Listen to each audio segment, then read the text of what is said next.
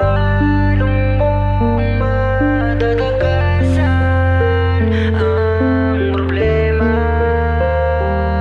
bumabalot sa iyong katawan kung lagi mong iniiwasan?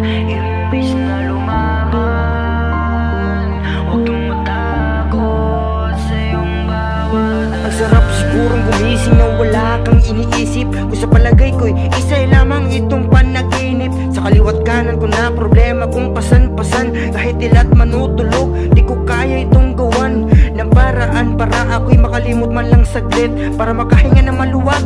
Dahil sa dulot mong sakit, tiniis ko yan lahat. Kahit alam kong mapait, kahit alam ko sa sarili kong hindi na babalik.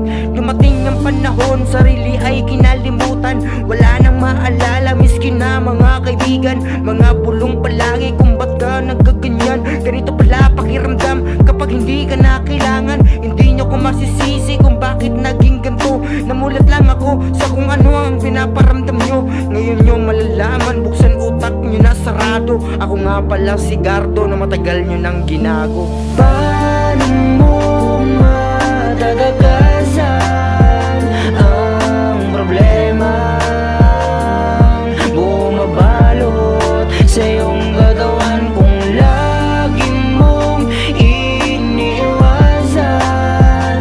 Imbis na lumaban, huwag kang matakot sa iyong bawat Ako'y isang binatang nagtrabaho sa malayo. Dahil mahirap lang kami, kailangan kong kumayod. Sa mura kong edad, mas naunawaan ko palalo. Nung iniwan kami ni Itay, sumama sa kalaguyo. Danas ko ang hirap, halos hindi na makatulog. Sa bawat subo ng kanin, kahit palasa ay bubog. Kaya kahit mahirap, kinakaya ko na lamang. Dahil sa aming magkakapatid, ako lang inaasahan. Kung kaya pagtatrabaho, palagi binubuno. Kasi bawat lingon ko'y halong inggit at panunukso. Ganito ba talaga kapag hindi nakapagtapos? Halos patayin na sa lait dahil hindi raw makaraos.